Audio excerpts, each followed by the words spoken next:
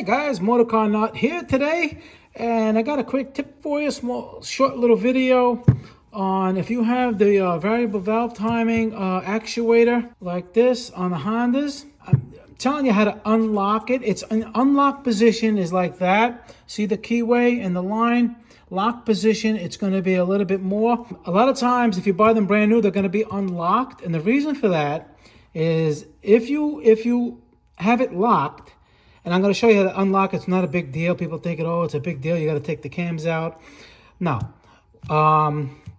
Is when it's unlocked and you put the torque, I think it has 89 foot-pounds of torque on this bolt. When you tighten it, when you lock it, it's a little pin in there.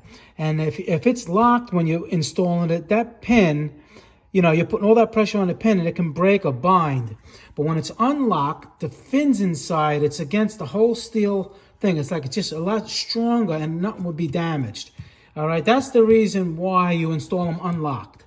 All right, now let's say this is unlocked and here. Now we're going to lock it. All right, let me try to hold it so you can see that. Let me get it away a little bit. All right, you heard it click? Okay, so that's the lock position. It looks like that. Now, how do you unlock it? Let's say you bought it brand new and you lock it. People go, oh, you got to put it on the cam. All right, basically, you see this little round thing here? It's a little piston in there, pretty much like a brake caliper piston. All right, and oil pressure is, if you look right below, it's a little square hole. All right, let me see if I can get my thing in there, make it a little better. Made it worse.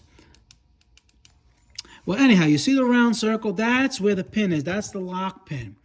And see right there, that little square hole right beside it?